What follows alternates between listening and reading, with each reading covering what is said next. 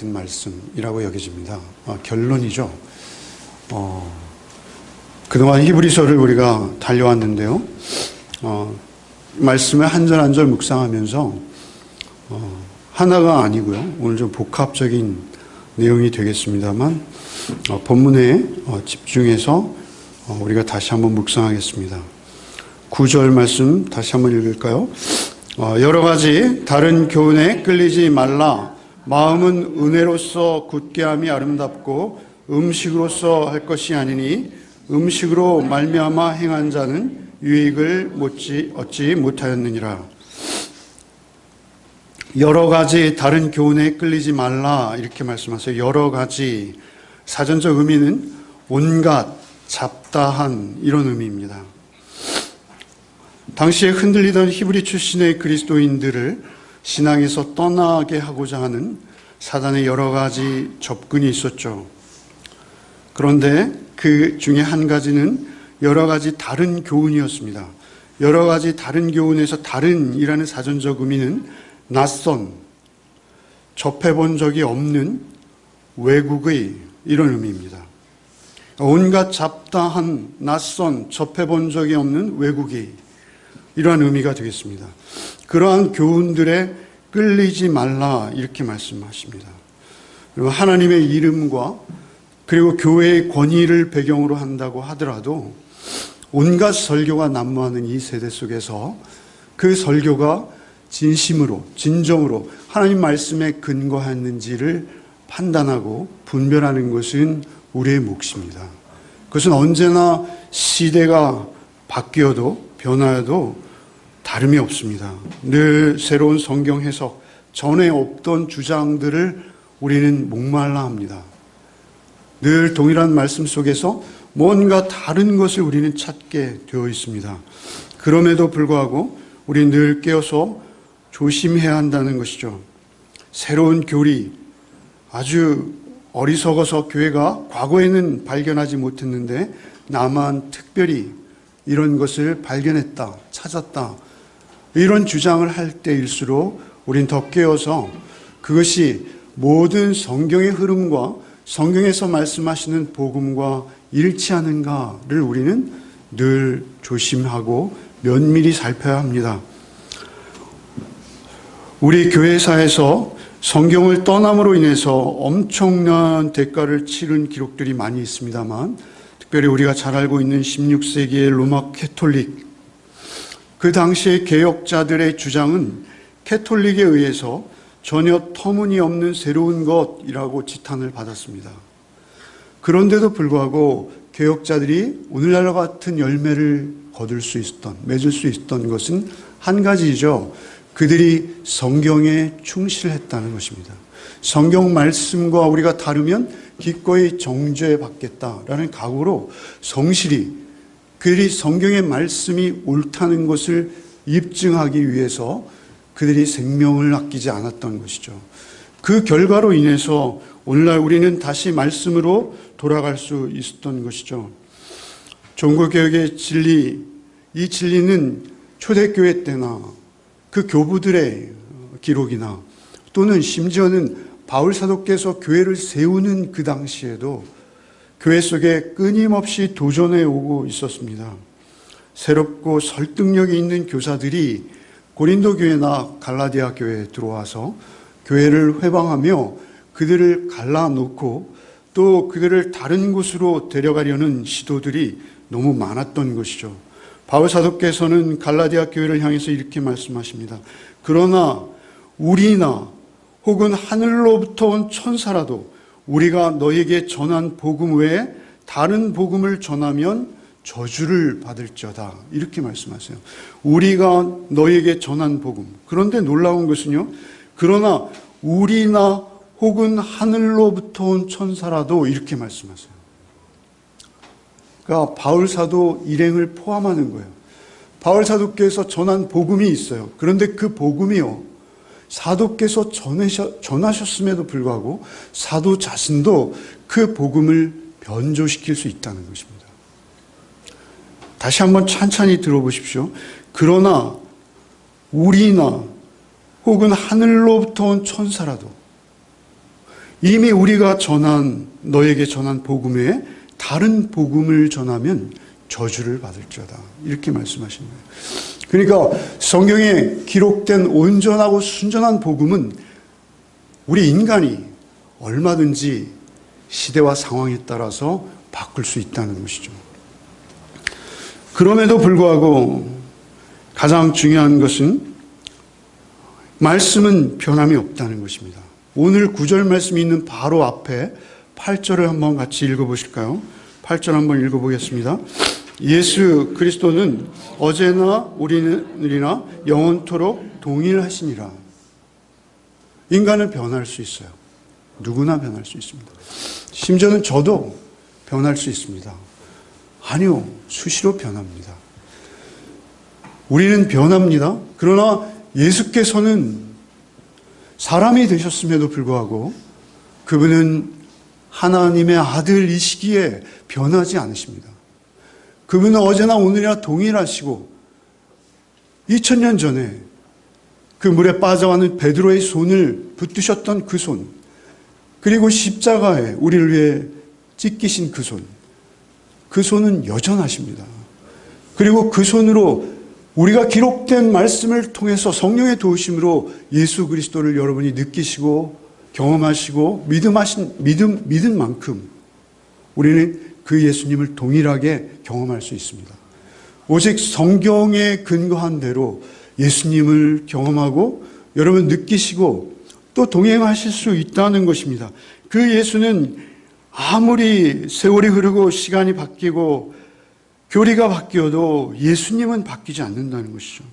인간 어마기는 언제나 바뀔 수 있어요. 우리의 정치 지도자들도 말이죠. 늘 바뀔 수 있습니다.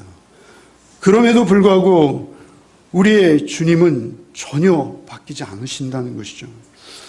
그래서 다른 교훈을 쫓지 말라 하시고 마음은 은혜로서 굳게 함이 아름답고 음식으로서 할 것이 아니니 음식으로 말미암아 행한 자는 유익을 얻지 못하였느니라. 음식이 말씀을 앞설 수 없다는 거예요. 이 말씀은 우리에게 좀 뜨끔합니다. 음식을 얼마나 잘 먹는지요, 점심을. 그래서 사실 놀랐어요. 그런데 그런 음식이 절대 아닙니다. 아시죠? 예.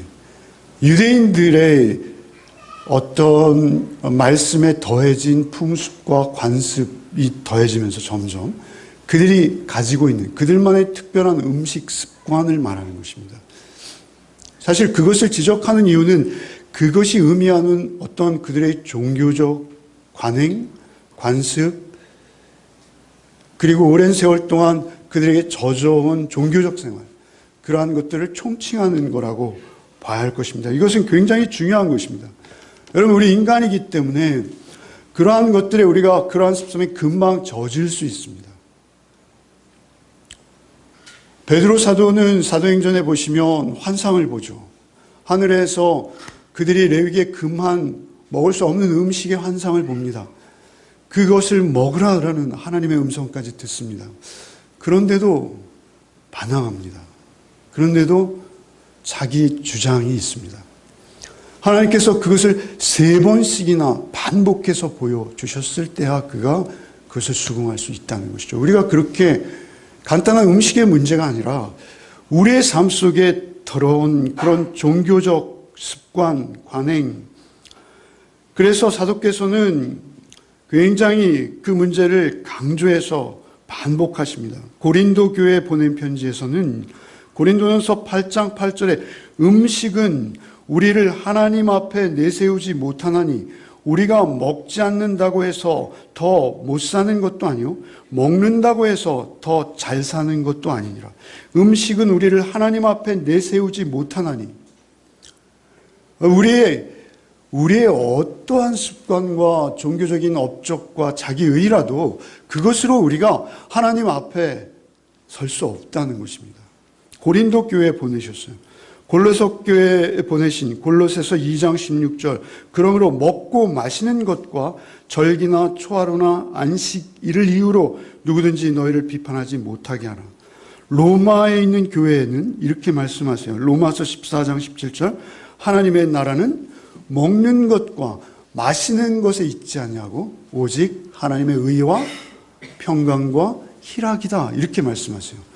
그러니까 우리가 먹는 것, 마시는 것, 종교적 행위, 습관, 여러분이 주일날 심지어는 교회에 와서 여러분의 몸이 여기에 앉아 있는 것으로 안심하실 수 없다는 것입니다. 그러한 종교적인 행위, 그러한 습관으로 우리가 변하지도 않고 구원 얻을 수도 없다는 것을 말씀하시는 것입니다.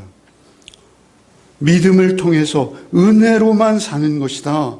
마음이 변화되어 그리스도인으로서 아름다운 삶을 사는 것은 음식에 있지 않고 오직 마음의 변화를 가능케 하는 예수를 믿는 은혜로만 가능한 것이다. 이렇게 말씀하시는 것이죠. 여러분, 캐톨릭과 우리 개혁교회의 차이가 여기에 있습니다. 저들은 행함을 강조하죠. 그래서 성례를 대단히 중요시합니다. 특별히 미사에 참여하고 성찬을 받는 것, 그것에 대해서 그들은 거의 구원과 동일하게 여깁니다. 여러분, 화채설이라는 것 들어보셨죠? 잘 아시죠? 그것이 그들의 목구멍을 넘어가는 순간 실제 살과 피가 되어야 되는 거예요, 그들에게는. 금식하고 그들이 정해놓은 특별 기도문을 자꾸도 틀림없이 읽고 그리고 성례전에 참여하고 이러한 것들이 그들에게 어떤 마술적인 힘을 발휘해서 그들을 그리스도인 되게 구원받게 한다라고 여기는 것이죠. 믿음과 상관없이 우리가 떡과 포도주를 그저 받아서 먹는 것, 그것은 아무 의미가 없는 것입니다. 기념하는 것뿐이에요. 우리의 마음과 우리의 믿음이 더욱 중요하고요. 우리가 주님의 도움을 얻기 위해서는 주님 자신이 더욱 중요한 것입니다. 그 변함없는 주님의 말씀. 여러분, 캐톨릭에서 우리 개신교로 넘어오는 분들에 대해서 경고하는 말이 있다고 그래요. 여러분, 그렇게 되면 여러분 성례전에 참여하지 못합니다. 특별히 고해성사의 속죄를 받지 못하고요. 이 거룩한 성전에서 드려지는 미사에 여러분은 참여할 수 없기에 도저히 구원받을 길이 없어집니다. 이렇게 경고한다는 것이죠. 그들의 눈에 보이는 성전이 얼마나 웅장하고 아름답습니까? 그리고 그들이 행하는 미사의 예식은 또 얼마나 모든 뜻을 다 담고 있는 것처럼 보이지 않습니까? 그런데 우리 개혁교회마저 그러한 종교적 습성들이 깊이 들어오고 있다는 것이죠. 많은 기계장치들, 과도한 우리의 모습들이 있어요. 인테리어, 이런 것에 우리가 너무 많은 부분을 할애하고 있죠. 우리 교회도 항상 주의해야 합니다. 그저 깨끗하고 거룩하고 경건한 그러한 우리의 삶과 우리의 예배가 되어야 될 것입니다. 행하기만 하라. 이렇게 외형적인 방법으로 그 구원을 전하는 것, 그것은 참으로 틀린 것이요. 우리의 삶 속에 그러한 습성들이 들어오게 해서는 안 된다는 것입니다. 인간은 절대로 어떤 종교적인 소속이나 행위, 내지는 학벌, 내지는 배경, 내지는 심지어 그 사람이 살아온 삶의 흔적이나 자취들조차도 그를 온전한 주님의 것으로 할 수 없다는 것입니다. 오직 그의 심령과 그의 심정이 십자가에 죽으시고 다시 사신 예수께 붙들리지 않으면 가능성이 없다는 것입니다. 유대인들은 계속 유대인에서 그리스도인이 된, 말하자면 캐톨릭에서 그리스도인이 된 그러한 그들을 향해서 비판의 날을 세우고 계속 조롱했습니다. 너희들은 제단도 없잖아. 너희는 제사도 드리지 않잖아. 너희는 그 영적 복을 얻을 수 있는 음식 예법도 없잖아. 이렇게 하면서 그들을 모략한 것이죠. 10절 말씀 한번 읽겠습니다. 우리에게 제단이 있는데 장막에서 섬기는 자들은 그 제단에서 먹을 권한이 없나니. 말씀 참 어렵습니다. 이것은 무엇이냐면 그러한 유대인들의 야유와 조롱에 대해서 히브리 출신 그리스도인들이 반문하는 거예요. 그리고 히브리서 설교자가 우리에게도 제단이 있다는 거예요. 우리에게는 그들의 눈에 보이는, 사실은 히브리서가 기록되었던 연대를 학자들은 AD 60년에 65년으로 보고 있습니다. AD 70년까지 제사 행위가 예루살렘에서 이루어지고 있었어요. 그래서 그쪽을 향한 유혹이 끊임없이 그들에게 있었습니다. 그런 그들을 향해서 우리에게도 제단이 있다는 것이죠. 10절에 우리에게 제단이 있다. 그 제단은 그들이 지금 짐승의 피로 드리는 그 제사와 비교할 수 없는 제단이다. 그것을 계속 강조해 오신 것이죠. 우리에게 제단이 있는데 장막에서 섬기는 자들은 그 제단에서 먹을 권한이 없나니. 이 말씀은, 이것은 그들의 그 대속죄일을 기억나게 하는 거예요. 그들에게 가장 중요한 제사는 1년 중 한 번 있는 7월 10일 그들이 드리는 대속죄 제사입니다. 그 제단에서는 제사장이 먹을 권한이 없었습니다. 우리에게 제단이 있는데 할 때 앞에 제단은 십자가를 말씀하시는 거예요. 주께서 영원히 한 번으로 치루시고 끝내신 제사, 그 제단이 우리에게 있다는 것이죠. 십자가를 가리키는 것입니다. 우리에게 제단이 있는데 장막에서 섬기는 자들은 그 제단에서 먹을 권한이 없나니. 뒤에 있는 제단은 유대인들의 제단이라고 봐야 할 것이죠. 어쨌든 그들은 그 제단에서 먹을 권한이 없다는 것이죠. 가장 중요한 것은 우리에게 제단이 있다는 거예요. 11절 12절 한번 읽겠습니다. 이는 죄를 위한 짐승의 피는 대제사장이 가지고 성소에 들어가고 그 육체는 영문 밖에서 불사름이라. 그러므로 예수도 자기 피로써 백성들을 거룩하게 하려고 성문 밖에서 고난을 받으셨느니라. 예수께서는 영단번의 제사, 우리가 계속 묵상해 왔고 지난주 지지난주 말씀드렸던 그 제단은 이제 끝난 거예요. 시효를 다한 거예요. 폐해진 거예요. 예수께서 영단번의 제사로 그 완벽한 제사를 드리신 것이죠. 그래서 그 제단이 우리에게 있는 거예요. 그런데 그 제사는 영문 밖에서 드려졌다라고 말씀하시는 것이죠. 여러분, 대속죄일의 규례는 말이죠. 레위기 16장 27절에 그 가죽과 고기와 똥을 밖으로 내다가 불사를 것이요, 이렇게 말씀하시거든요. 그러니까 예루살렘 성 안이 아니라 성문 밖 쓰레기터, 시체를 매립하는 장, 그곳에 내다가 불사른다는 거예요. 영문 밖이라고 지금 히브리 설교자가 말씀하시는 이유는 말이죠, 그 근거를 두고 하시는 말씀입니다. 사실은 영문 밖에서 그것을 완전히 불태워 없애버리는 것은 예수 그리스도의 십자가를 예표하고 있다라고 보는 것이 정확한 것입니다. 영문 밖에서 불사르던 바로 그 짐승의 제사를 완성하신 분은 영문 밖에서 십자가에 죽으신 예수다, 이렇게 말씀하시는 거예요. 요한복음 19장 17절 20절 17절 그들이 예수를 맡음에 예수께서 자기의 십자가를 지시고 해골, 히브리 말로 골고다이라 하는 곳에 나아가시니, 예수께서 못 박히신 곳은 성에서 가까운 고로 많은 유대인들이 이 패를 읽는데 히브리와 로마와 헬라말로 기록되었더라. 기독교는 규율 중심의 외형적인 화려함이나 예배의 행위로 또는 어떤 거룩한 의식으로 사람을 구원해낼 수 있다라고 하는 그러한 주장을 하지 않습니다. 기독교는 오직 예수 그리스도를 믿는 믿음으로만 우리가 구원 얻을 수 있다라고 분명히 말씀하는 것이죠. 여러분, 우리의 종교적인 이러한 행위들 말이죠. 여러분, 반복되는 이러한 습관적인 행위들이 우리의 신앙을 말이죠, 마비시킬 수 있습니다.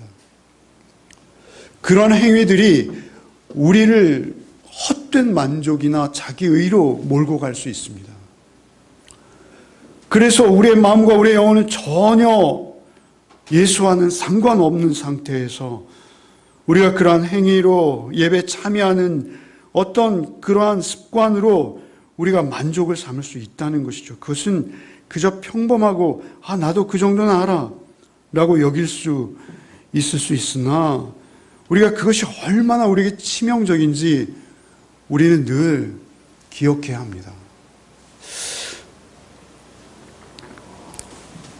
반복되는 율법에 묶인 제사행위, 의식적 종교행위 절대 아니라는 것입니다. 성문 밖에서 그 모욕과 박해가 있는 그곳에서 오히려 죄와 싸워서 죽음에 이르는 한이 있더라도 그것이 안전한 곳이요, 그곳이 하나님의 영광이 있는 곳이요, 주님을 따르는 삶이다라는 것을 히브리 설교자는 말씀하시고 싶으신 거예요. 그리고 13절 한번 읽겠습니다. 13절 읽겠습니다. 그런즉 우리도 그의 치욕을 짊어지고 영문 밖으로 그에게 나아가자.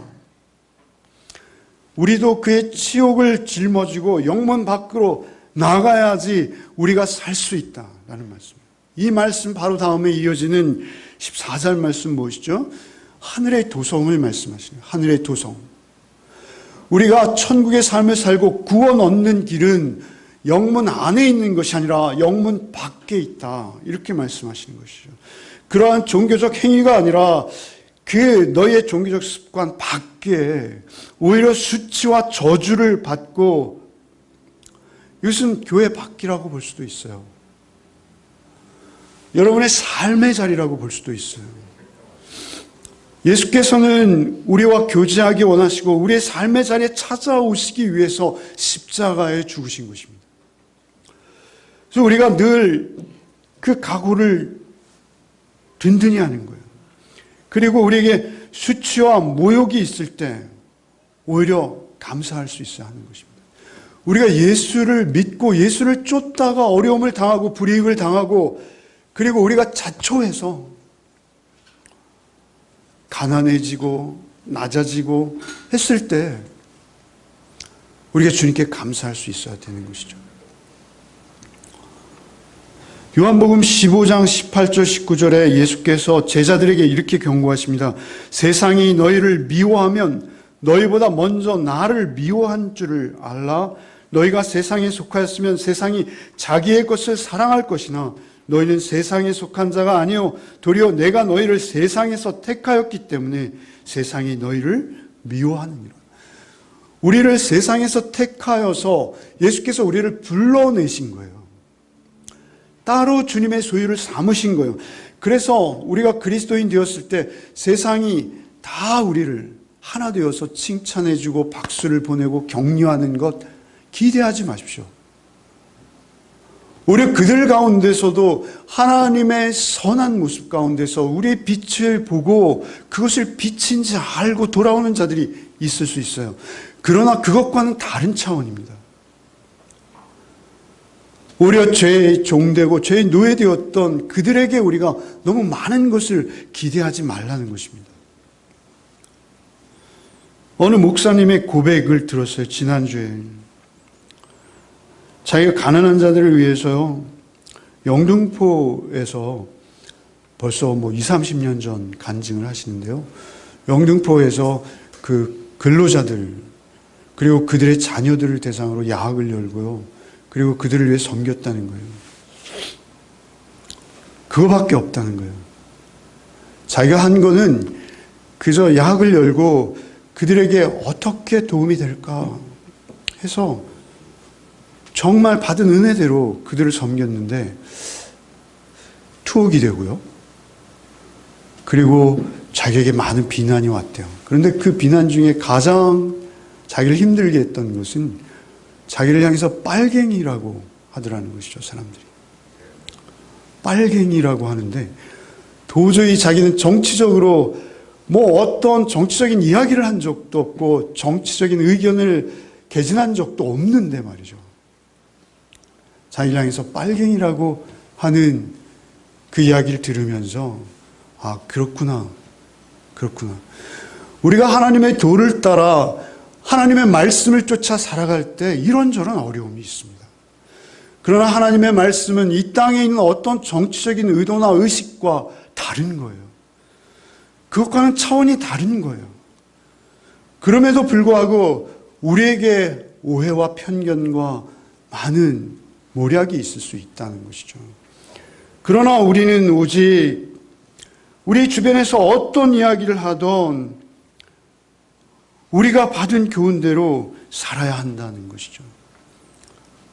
더욱 철저하게. 여러분, 이런 교리적인 어려운 말씀이 말이죠, 놀랍게도요, 우리의 생활, 윤리, 도덕적인 말씀에 다 쌓여 있어요. 여러분, 이미 지난주에 13장을 묵상하셨겠습니다만 13장은 굉장히 윤리적이고 도덕적인 내용들로 꽉 차 있습니다. 결론을 내시는 거예요. 마지막 당부를 하시는 거예요. 그런데 오늘 저희가 읽은 본문 외에는 다 교훈적인 거예요. 그러나 이것이 그들의 공로나 행위가 아니라는 거예요. 그것은 우리를 위해서 거룩한 제물이 되신 예수로 인해서 우리의 삶에 맺히는 열매라는 것이죠. 그것을 결론에서야 끌어내시는 거예요. 세상의 윤리와 도덕은 다른 것이죠. 13장 1절 한번 읽어보시죠. 한번 읽어보겠습니다. 형제 사랑하기를 계속하고. 여기서 형제 사랑한다는 것은 우리 교우들을 사랑하는 거예요. 여러분, 교회 안에 얼마나 많은 갈등이 있는지 아십니까? 교회 안에 얼마나 많은 자존심의 대립이 있는지 아십니까? 여러분, 형제 사랑하기를 계속하는 것은 굉장히 어렵습니다. 여러분, 이것은 우리 힘으로 안 돼요. 그래서 그냥 한번 일시적인 감정으로 내가 섬길 수는 있어요. 그러나 형제 사랑하기를 계속하는 것. 아니, 형제가 더 어려움에 처하고 곤궁에 처하고 오히려 그 형제가 더 따돌려질 때 그 형제를 찾아가서 위로하고 회복시키고 주의 은혜로 그를 도닥이는 것, 형제 사랑하기를 계속하는 것, 이것은 그 마음과 영혼의 중심에 주의 재단이 없는 자에게는 불가능한 거라는 거예요. 2절 말씀도 보시죠. 손님 대접하기를 잊지 말라. 손님, 여기서 말하는 손님은 순회 설교자 같은 그런 분들입니다. 순회, 오늘날 말하면 선교사님 같은 분들일 수도 있고요. 그런데 그러한 분들을 대접하기를 잊지 않는 것, 쉬운 것이 아닙니다. 3절도 보십시오. 3절에는 뭐라 하십니까? 갇힌 자들, 학대받는 자들을 생각하라. 갇힌 자들, 학대받는 자들, 억울하게 순수하고 순전한 하나님의 공의와 하나님의 사랑을 보이기 위해서 어려움을 당하는 자들이 있어요, 우리 주변에. 그러한 분들을 우리가 공경하고 정확히 공정하게 바라보고 그분들에게 도움의 손길을 뻗칠 수 있는 것은 우리 마음대로 되는 게 아니에요. 우리 안에 예수께서 함께 하실 때만 되는 거예요. 여러분, 4절에 보십시오. 4절 같이 한번 읽어볼까요? 읽어보겠습니다. 모든 사람은 결혼을 귀히 여기고 침소를 더럽히지 않게 하라. 음행하는 자들과 간음하는 자들은 하나님이 심판하시리. 여러분, 이것도 쉬운 거 아닙니다. 여러분, 예수께서는 우리가 어떤 간통을 해야 간음하는 것이 아니라 우리가 음란한 마음을 먹어도 우리를 죄로 보십니다. 그런데 우리가 결혼 생활을 시종일관 정말 주께서 나를 사랑하셨듯이 배우자를 사랑하는 것, 여러분 힘으로 될 것 같아요? 어림없습니다. 저희 집사람이 제 설교를 들어서 하는 말은 절대 아닙니다. 어림없습니다. 오직 우리가 우리 배우자를 사랑할 수 있는 것도 우리가 예수 안에서 예수께서 나를 사랑하신 에베소 5장의 말씀처럼 주님이 교회를 신부로 삼으시고 거룩히 섬기셨듯이 우리가 우리의 신부를, 우리의 신랑을 주님 대하듯 우리에게 없는 거예요. 불가능한 겁니다. 우리에게 예수의 제단이 우리 안에 있어야 가능한 것이죠. 13장은 다 그렇게 이어지고 있습니다. 여러분, 오늘 본문만 싹 뛰어넘어서 말이죠.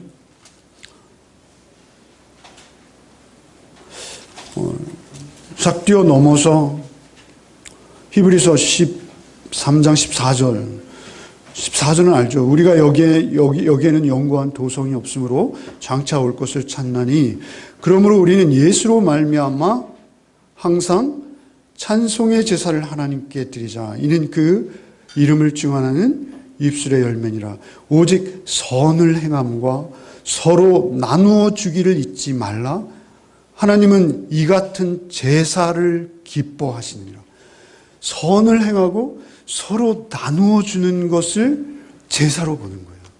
그런데 그러한 제사는 짐승의 피로 드려지는 그 제단이 아니라 여러분 안에 예수로 중생한 제단이, 거듭난 제단이 있을 때만 가능하다는 거예요. 그것은 여러분의 힘과 능력으로 되는 게 아니라는 거예요. 여러분, 우리가 어떠한 종교적인, 다시 말씀드립니다, 종교적인 배경, 나는 전도사다, 나는 목사다, 나는 장로다, 이런 것으로 여러분 덧칠해서 되는 게 아니라는 것입니다. 그것은 나의 학력, 내가 이렇게 난 많이 배웠어, 그런 걸로 되는 게 아니라는 것입니다. 그런 것과 상관없어요. 그런 것이 여러분의 인격과 인품을 변화시킬 능력이 없다는 거예요. 종교적인 외형적인 그러한 여러분들이 달고 있는 훈장, 그런 것으로 안 된다는 거예요.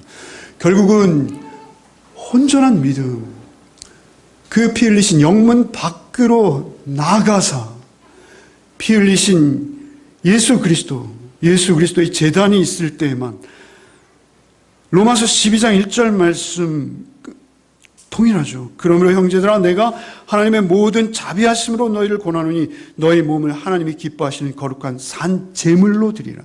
이는 너희가 드릴 영적 예배니라.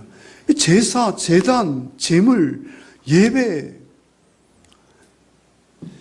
동일한 거예요. 여러분의 삶의 자리, 여러분 부부가 단둘이 있을 때 말이죠, 아무도 여러분을 보지 않고 간섭할 수 없는 그 자리에서 여러분의 배우자를 주님 뵌 듯 배울 수 있습니까? 그러셔야 합니다. 여러분의 삶 속에서 여러분의 자녀, 또 여러분의 직장, 어디에서든지 여러분이 산 재물된 삶을 살라고 하시는 거예요. 그러다 보면 우리는 어느덧 영문 밖에 나와 있을 수도 있어요. 그래서 온갖 야유와 조롱과 이해 못할 비난을 받을 수도 있어요. 그럼에도 불구하고 우리가 어떤 정치적인 의견이나 견해가 아니라 하나님의 말씀을 쫓아 살고 있다면 그것은 우리에게 영광이 된다는 거예요. 뿐만 아니라 그것이 하나님께서 우리를 기뻐 받으실 만한 산 제물의 삶이 되는 것이요, 그때 우리에게 평안이 있고 평강이 있고 기쁨이 있고 찬양이 있고 감사가 있는 거예요. 여러분, 지난주에 저는 요즘 TV를 너무 많이 보는 것 같아요. 그래서 제가 많이 반성하는데요, 집사부일체인가요? 그걸 봤더니 인요한인가요? 전 처음 보는 분인데, 어느 선교사님 자제분이신데 연세대학교 의과대학 교수님이시더라고요. 선교사님이 아니세요. 그런데 그분이 나오셨는데 전라도 사투리를 저보다 잘해요. 저보다 잘해요. 전라도 사투리를 너무 잘해요. 그분에 대해서 집사부일체를 보고 이제 유튜브에서 인터뷰한 것도 있어요. 그래서 그걸 일부러 검색해서 봤습니다. 그랬더니 댓글에 그분을 또 비난하는 댓글도 많이 있더라고요. 그런데 어찌되었던 이런저런 모습들 속에서 그분이 가지고 있는 그 빛은 말이죠, 그 아름다움은 말이죠, 그 아버지로부터 받은 거예요. 여러분, 사실 전라도로 내려가신 선교사님들 말이죠, 우리나라에 오신 선교사님들이 고종의 의사 선생님, 누군지 아시잖아요. 그죠? 그런 식으로 이렇게 하셨지만 우리나라에 온 선교사님들 중에서도 아무도 찾지 않는 곳, 소위 말하면 영문 밖이죠. 전라도. 그때 당시 동학으로 인해서 굉장히 피폐해졌어요. 나병 환자들도 많고요. 정말 소외된 지역. 그 영문 밖이죠. 아무도 찾지도 않는. 그곳으로 가신 거예요. 선교사님들이. 선교사님들도 여러 부류의 선교사님들이 있어요. 그러나 그러한 선교사님들 우리 알지도 못해요. 사실은. 그럼에도 불구하고 그들을 통해서 거두시는 열매는 반드시 있어요.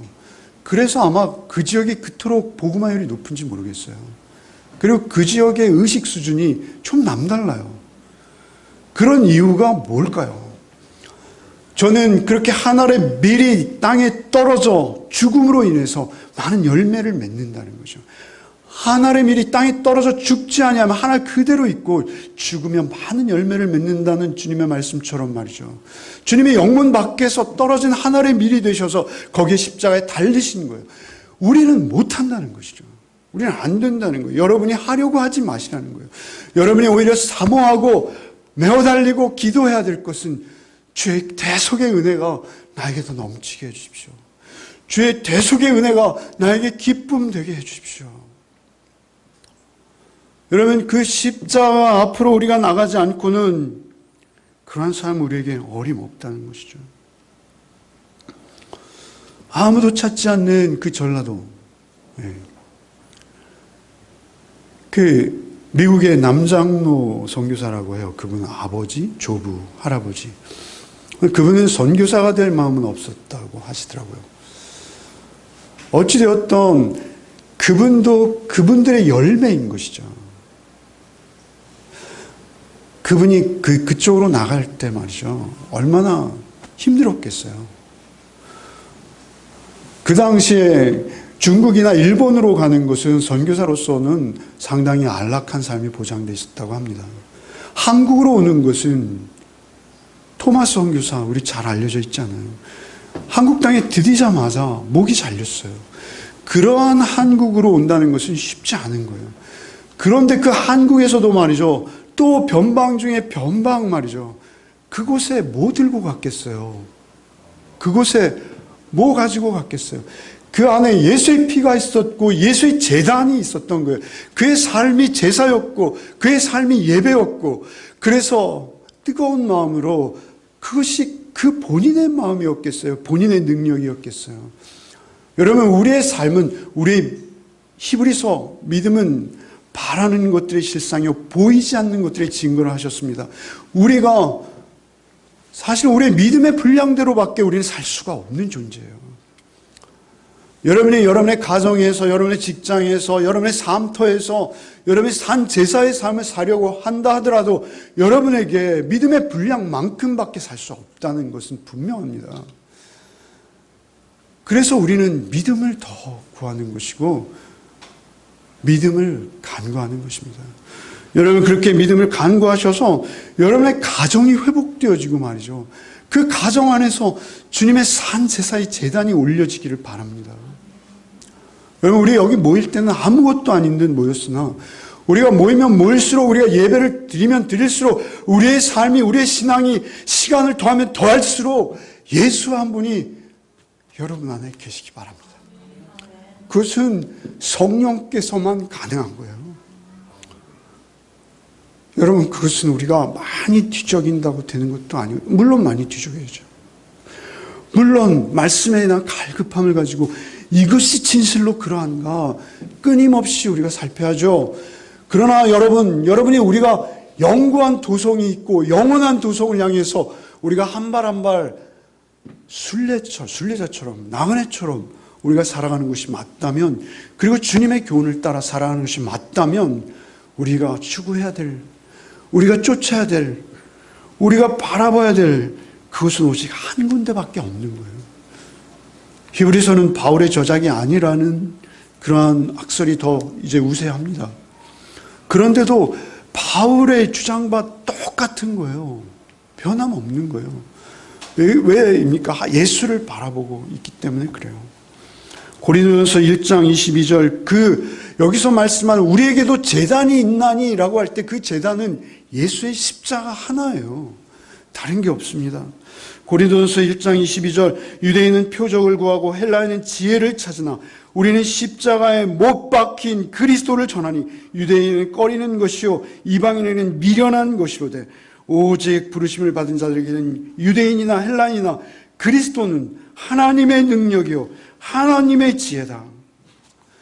복음은 어제나 오늘이나 동일해요. 좁은 문, 좁은 길로 우리를 부르십니다. 십자가를 지고 나를 따르라 하십니다. 여러분, 우리가 이뇨한 교수처럼 유명한 사람은 되지 못할지라도 말이죠. 여러분, 유명한 사람 아니었어요. 바울사도, 여러분, 그 시대의 바울사도는 유명한 사람 아니에요. 고생하다가 그냥 감옥에서 순교한 사람이에요. 여러분, 예수는 그 당시에 어떤 분이셨습니까? 그저 12제자, 당신의 선생이 말이죠, 십자가에 달릴 때 다 도망가 버린 그 12제자만을 남기셨어요. 그럼에도 불구하고 여러분, 그것은 하나님의 거룩한 씨였어요. 그래서 그 씨가 열매를 맺은 거예요. 여러분, 우리가 여러분의 노력과 의지와 결단으로 뭔가를 이루려는 것이 아니라 예수께 꼭 붙어 있으십시오. 포도나무 되신 예수께 여러분이 꼭 붙어 있으십시오. 그러면 주님께서 우리 안에서 행하시게 하실 것이라는 것이죠. 이제는 말이죠, 교회가 세상을 걱정하는 것이 아니라 세상이 교회를 걱정하고 있어요. 세상의 걱정을 우리가 많이 듣고 있어요. 왜 이렇습니까? 우리가 기회만 잡으려고요. 우리에게, 내 자신에게 조금만 유리하면, 교회에 조금만 유익이 있다면 누가 어떤 피해를 당하든지 예수님과는 전혀 예수님의 향기, 예수님의 편지, 우리와는 상관없어진 것이죠. 사도께서는 자신의 아들과 같이 아끼는 디모데에게 마지막 당부를 하세요. 디모데후서 3장 12절, 무릇 그리스도 안에서 경건하게 살고자 하는 자는 박해를 받으리라. 박해를 받는 거예요. 너 돌았어? 너 멍청해? 너 바보야? 이런 말 듣는 거예요, 당연히. 치욕을 받는 거예요. 영문 밖은 보호받는 자리가 아니에요. 그럼에도 불구하고 그 자리로 가는 것이죠. 히브리서 우리가 11장 26절 말씀 묵상하지 않았습니까? 그리스도를 위하여 받는 수모를 애굽의 모든 보화보다 더 큰 재물로 여겼으니 이는 상 주심을 바라봅니다. 모세의 말이죠. 그런데 그 예수 오시기 전에 모세의 고백이나 말이죠, 예수 오신 후에 예수님의 제자들의 고백도 동일해요. 사도행전 5장 41절, 사도들은 그의 이름을 위하여 능욕받는 일, 치욕받는 일에 합당한 자로 여기심을 기뻐하며 공회 앞을 떠나니라.